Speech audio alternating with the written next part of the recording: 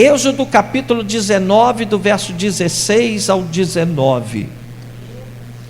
Êxodo capítulo 19, do verso 16 ao 19. Eu estou utilizando a Bíblia King James hoje, tá? Êxodo capítulo 19, a partir do verso 16. Êxodo 19, 16. Quem não tem Bíblia e quer uma Bíblia de presente, levanta a mão assim para eu ver. De presente, tá? Ninguém? Se alguém quiser Bíblia, tá? Depois fale com a gente, tá bom? Então vamos lá. Diz assim a palavra do Senhor: ao amanhecer do terceiro dia, houve trovões e raios. Uma densa nuvem cobriu o monte, e uma trombeta ressoou fortemente. Todos no acampamento tremeram de medo. Moisés levou o povo para fora do acampamento para encontrar-se com Deus, e eles ficaram ao pé do monte. O monte Sinai estava coberto de fumaça, pois o Senhor tinha descido sobre ele em chamas de fogo. Dele subia fumaça como que de uma fornalha. Todo o monte tremia violentamente, e o som da trombeta era cada vez mais forte. Então Moisés falou, e a voz de Deus lhe respondeu. Amém? Meus amados, eu tive oportunidade, como vocês sabem, de estar diversas vezes ali no Sinai, e é um lugar maravilhoso, orar no Monte Sinai. Eu nunca fui no topo não, porque para chegar ao topo você tem que dormir lá, né? É difícil você ir e voltar no mesmo dia. Então normalmente as pessoas sobem, passam uma noite lá, voltam no dia seguinte. Como eu geralmente levo grupos e isso é meio complicado, nem sempre é seguro também, então a gente acaba não ficando lá. Mas sem dúvida alguma é um lugar fantástico. Você olha para o Monte Sinai, no meio do deserto, num lugar onde não tem nada, e você se pergunta: meu Deus, tantos lugares bonitos, tantos lugares maravilhosos para o Senhor se manifestar, e o Senhor escolheu esse monte aqui.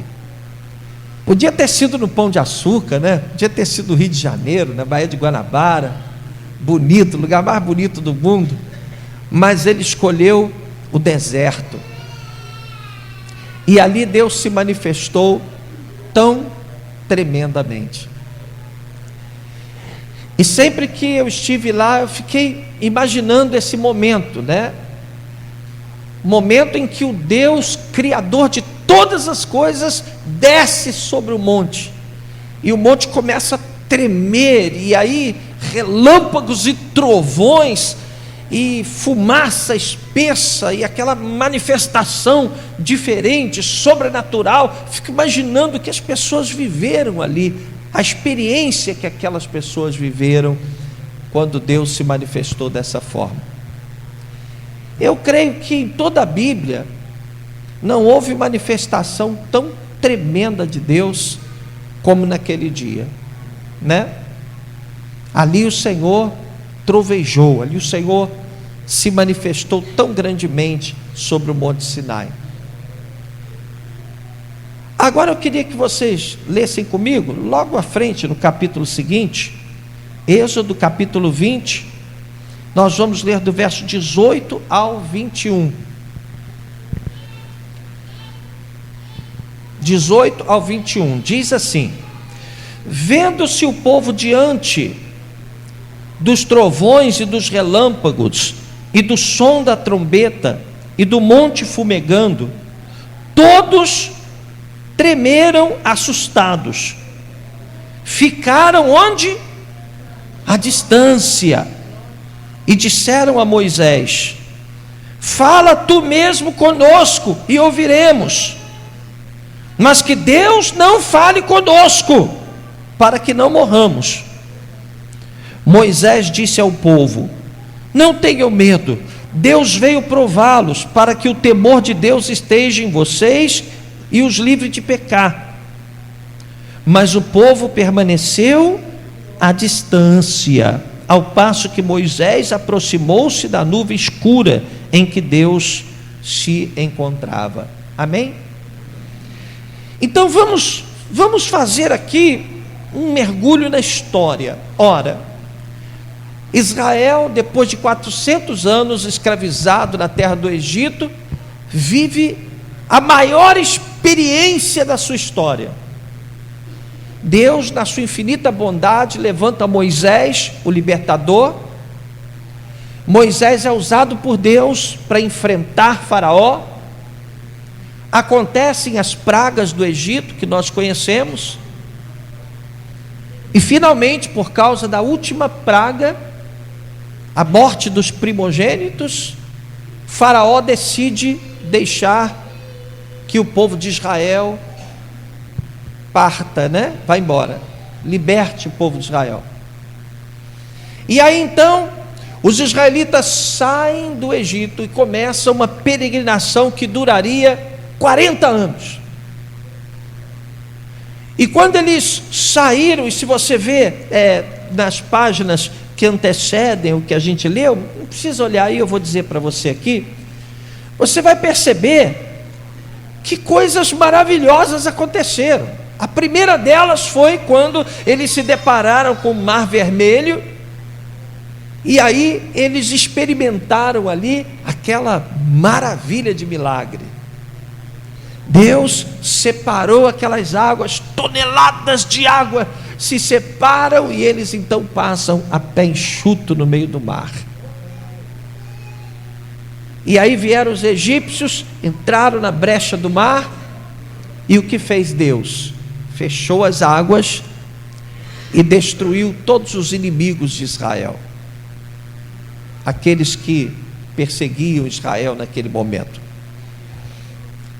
Quando eles saíram do outro lado, Miriam, a profetisa, irmã de Arão, pegou um tamborim e todas as mulheres e seguiram, tocando tamborins e dançando. As mulheres começaram a dançar, tamanha alegria, eles iam batendo um tamborim, devia ser uma espécie de pandeiro, e as mulheres iam dançando, porque Deus havia dado a eles um grande livramento. E então eles entraram no deserto, e as experiências continuaram. Eles chegaram num lugar chamado Mara, e as águas eram amargas, eram impróprias para beber. Senhor, o que nós vamos fazer? Nós estamos no deserto, e agora essa água não é própria para beber. E o Senhor fez um milagre e transformou aquelas águas, deixando-as apropriadas para o consumo. E aí, Senhor, como é que nós vamos fazer? Nós vamos ficar andando pelo deserto, os nossos calçados vão acabar, nossas roupas vão acabar. E o Senhor preservou os calçados, as roupas, nada se desgastou durante todo o tempo em que eles estiveram no deserto. Chegaram no outro lugar, não tinha água, eles tocaram na rocha lá, começou a brotar água da rocha. Senhor, como é que nós vamos comer no meio do deserto? Como é que vai ser isso? Toda manhã, quando eles acordavam, o pão de cada dia estava à disposição deles, que era o maná, que caía durante a noite. Um dia eles acordaram, não, nós queremos comer carne, nós estamos fartos de ficar comendo esse pão que cai do céu. Não é isso que a gente quer, a gente quer comer carne. A gente está sentindo até saudade do Egito, porque a gente quer comer carne. E Deus fez então surgir no meio do deserto codornas. E aí, fico imaginando, eles devem ter feito aqueles galetinhos de codornas, tostadinhos, no deserto. Deus sempre suprindo todas as necessidades do povo de Israel. Deus sempre atendendo às necessidades do povo de Israel.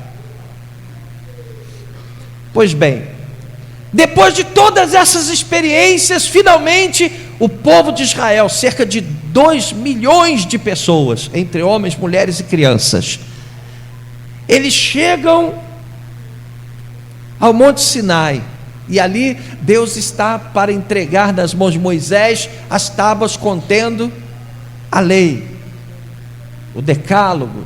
Ali Deus começa a dizer: olha, vocês são o meu povo, e o que eu quero, as minhas regras estão aqui. E foi aí que aconteceu esse episódio. De repente, Deus, Ele diz: olha, prepara o coração de vocês, porque eu vou descer sobre o Sinai. E aí nesse dia, Deus desce sobre o Sinai começa a fumegar. Eu, quando estava lá, eu ficava olhando assim para o Sinai, ficava imaginando: meu Deus, imagina aquilo, uma nuvem negra, uma nuvem espessa, fechada, relâmpagos, trovões, tremores de terra, terremotos, porque o monte tremia fortemente. Deus estava descendo sobre um ponto específico da terra. Deus estava descendo ali, a presença do Senhor seria tremendamente percebida naquele lugar. Aquele momento entraria para a história. E aí somente Moisés se aproximou de Deus. O povo ficou como? À distância. O povo ficou longe. O povo não se aproximou de Deus. Quando o povo viu então a fumaça espessa, os trovões, relâmpagos, o monte fumegando, tremendo, a presença de Deus sendo soberanamente derramada naquele lugar, aí o povo disse: olha, é melhor que você vá, Moisés, você vai lá, ouve o que Deus tem a dizer e traz para a gente. Nós não queremos ouvir Deus direto não, porque senão nós podemos até morrer fulminados. Então a gente conclui uma coisa interessante, né? Que aquele povo era um povo que estava debaixo da bênção de Deus. Eles eram o povo abençoado do Senhor. Eles eram os descendentes de Abraão, para quem foram feitas todas as promessas. Deus havia cuidado das sandálias deles, os pés deles não inchavam para eles andarem no deserto.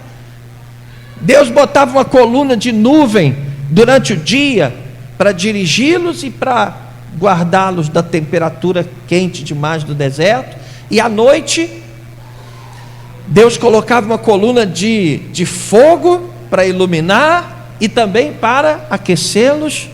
Ou seja, Deus cuidou deles com todo carinho. Mas agora eles não tinham coragem de se aproximar de Deus. Eles tinham a bênção de Deus, eles eram abençoados com as promessas que foram feitas a Abraão, mas eles não tinham a presença do Senhor, eles não tinham coragem de estar na presença do Senhor. E eu vou dizer uma coisa para você, esta é uma revelação que Deus esta semana me trouxe em oração, eu estava orando, e que me preocupa demais. Até que ponto a igreja está na presença do Senhor? Ou até que ponto você está na presença do Senhor? Sim, porque nós observamos que há uma diferença em você estar debaixo da bênção de Deus e você estar na presença de Deus. Você pode estar usufruindo das bênçãos do Senhor, até porque tua mãe está orando por você, ou porque teus avós oraram por você, ou porque de alguma forma você tem uma aliança com Deus, você fez uma aliança com Deus. Deus tem, apesar de todos os vacilos, apesar de todos os erros, de tantas vezes que você tem tropeçado, Deus ama você. Então Ele está contigo. Ele está contigo no sentido de te abençoar. Ele está contigo no sentido de fazer com que as suas promessas se cumpram na tua vida. Agora, nós estamos falando aqui de algo além, de algo mais superior, uma relação mais excelente. Nós estamos falando de entrar na nuvem espessa, de falar com Deus face a face. Nós estamos falando de intimidade, nós estamos falando de comunhão, nós estamos falando da presença do Senhor na tua vida. E o que a gente percebe aqui é que os israelitas, eles estavam debaixo de uma promessa que havia sido feita a Abraão.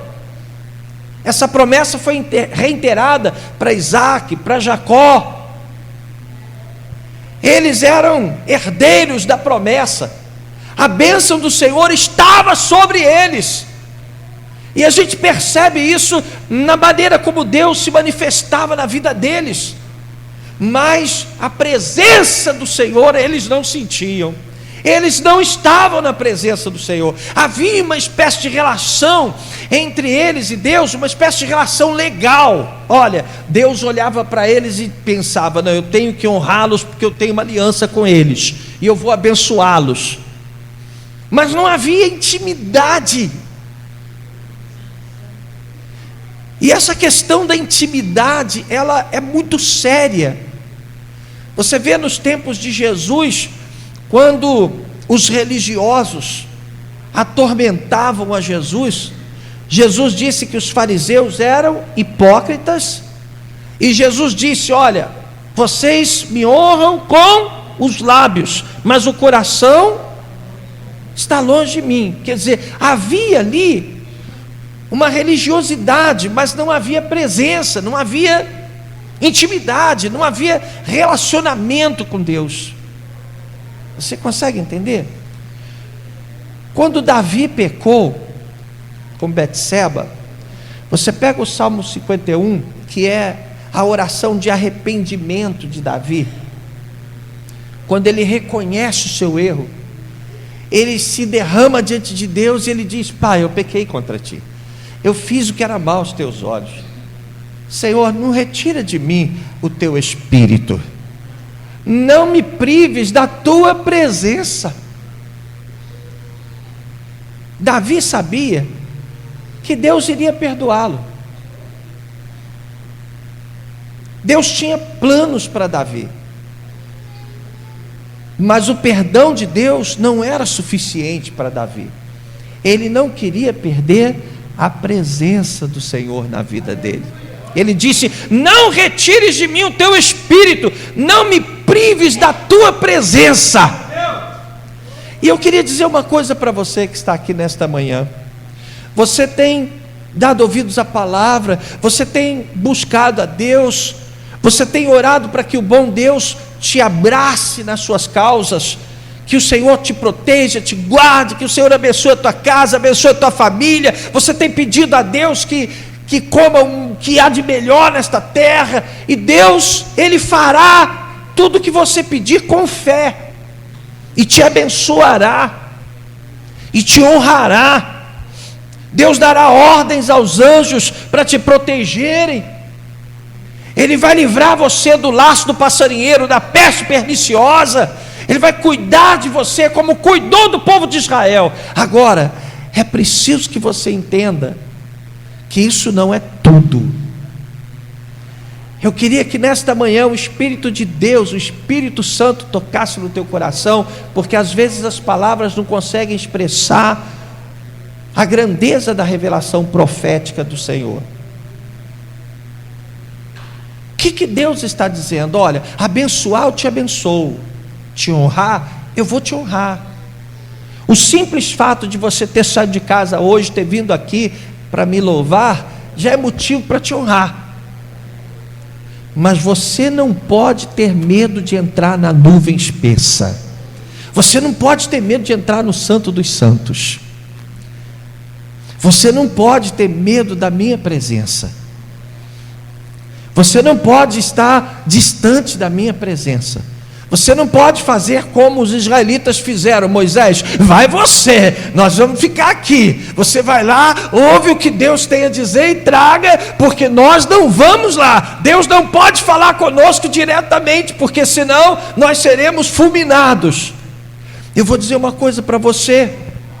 Hoje nós temos na igreja, infelizmente, e não estou aqui julgando ninguém, isso é revelação profética do Senhor.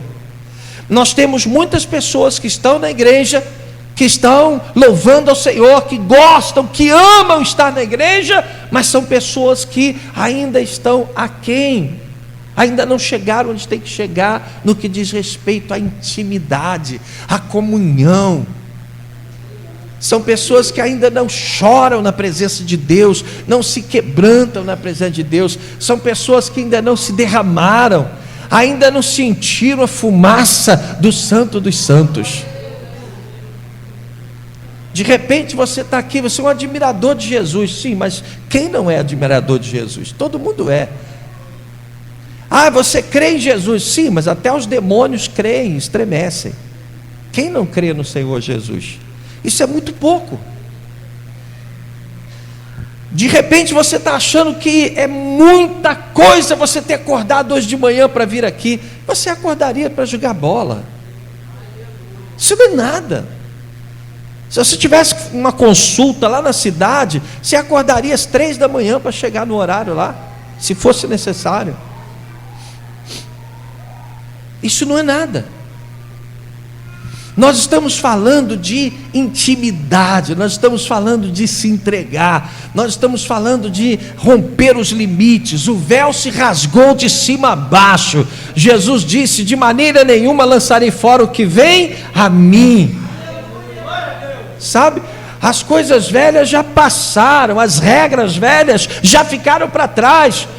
O que eu quero que você entenda nesta manhã, que o Espírito Santo coloque isso no teu coração, é que Deus está te chamando para viver o next level do seu envolvimento com Deus. Deus está te chamando para ter uma experiência mais forte, mais viva. Às vezes você está aqui, de repente está com o pé lá, outro cá. Nossa igreja, a gente toma bastante cuidado para não ficar pegando no pé de ninguém. Ah, bispo, o senhor sabe que fulano está pecando e não faz nada? Não, eu faço, eu prego, eu oriento, eu ensino. Agora, eu não sou dono da vida dele, ele vai fazer o que ele quer fazer. Eu vou lá, vou ficar vigiando ele atrás do muro. Opa, vou fazer isso. O apóstolo Paulo disse: prega a palavra. Isto, quer queiram ouvir, quer não queiram. A gente prega a palavra. Agora, há muitas pessoas que ficam na igreja, mas que Deus quer usar tremendamente, Deus quer fazer coisas tremendas na vida delas, e quer usá-las também para outras coisas maravilhosas, mas Deus não pode, porque elas estão com medo da nuvem espessa, com medo dos relâmpagos e trovões, com medo de se lançar, talvez porque tem um pecado oculto, talvez porque esteja de rabo preso com um troço errado, talvez porque tenha medo de quê? Medo de, sei lá, não quero ser crente, é chato ser crente, é isso, é aquilo, são preconceitos que as pessoas às vezes guardam. Mas eu vou dizer uma coisa para você: Deus tem um propósito para a tua vida. Você não pode estar aqui hoje simplesmente por estar. Isso aqui não é show do Fábio Júnior, não é show do Roberto Carlos. Isso aqui é a casa do Senhor. E quando você acordou hoje de manhã e decidiu estar aqui, o Espírito de Deus estava te atraindo para este lugar. Você consegue compreender? E se o Espírito de Deus está te atraindo para a casa do Senhor, é porque Ele te dotou de dons, Ele te preparou, Ele está vendo a sua dor, quer tratar você, quer tirar todos os seus medos, Ele quer mexer com todo o seu emocional, Ele quer te tornar mais forte, Ele quer fazer coisas que Ele só poderá fazer se você acabar com esses limites e entrar na nuvem. Você tem que entrar na nuvem. Você tem que entrar lá onde o relâmpago está. Acabou. Você tem que ter coragem de entrar na presença do Senhor. Você consegue entender? Quando o povo de Israel se apresentava para louvar ao Senhor, para apresentar suas ofertas para Deus. Isso começou lá quando eles começaram a andar pelo deserto, né? Eles montaram um templo todo de tendas, que eles chamavam de tabernáculo. Depois, isso foi ordem de Deus, Deus deu todas as medidas, cores, material que eles iam usar, Deus lhes disse tudo detalhadamente. Quando eles chegaram em Jerusalém, construíram o templo do Senhor nos mesmos moldes, da forma como Deus quis, tudo detalhado por Deus. E como é que funcionava? A gente falou aqui há poucos instantes. A parte externa do templo eles chamavam de átrios. Todo mundo ia, qualquer um ia. Lógico que quem ia até o templo, mesmo que fosse para ficar do lado de fora, já tinha um certo respeito por Deus, né? Eles iam e ficavam do lado de fora, quer dizer, não se envolviam muito, ficavam nos atos do templo. Quando a pessoa, ela queria mais comprometimento, ela queria sentir mais a presença do Senhor, aí ela já entrava no lugar santo, que era um segundo compartimento, seria mais ou menos onde vocês estão agora.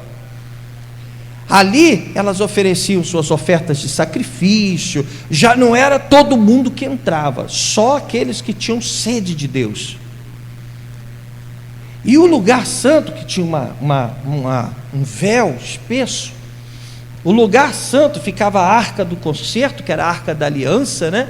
Ali estava o que a Bíblia chama de a glória de Deus, o Shekinah, a glória de Deus.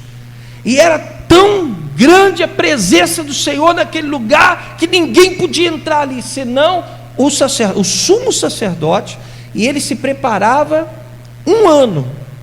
Durante um ano ele ficava em consagração, se preparando, para que uma vez ao ano ele entrasse, passasse pelo véu e entrasse no Santo dos Santos, onde estava a fumaça.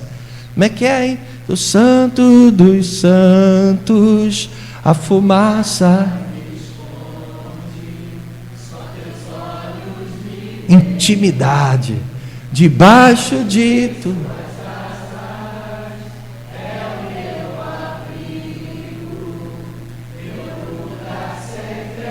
Presença de Deus, graça, perdão,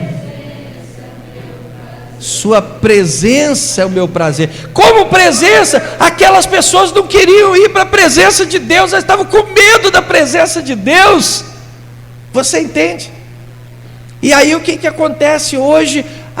Você pega o livro de Isaías, ele pergunta ao povo de Israel: quando vierdes para comparecer perante mim, quem o requereu o só pisardes os meus átrios? Quem foi que disse que eu quero você lá do lado de fora? Quem foi que disse que eu quero você lá na rua, lá nos átrios? Eu quero você aqui no Santo dos Santos. Amém? Você entende?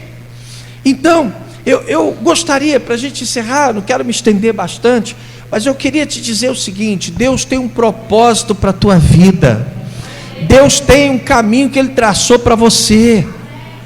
Existem coisas que Deus quer que você faça, Ele vai te usar para fazer essas coisas acontecerem, mas você tem que estar na presença do Senhor, você tem que estar no Santo dos Santos, você tem que estar onde a fumaça te esconde, você tem que estar entre relâmpagos e trovões.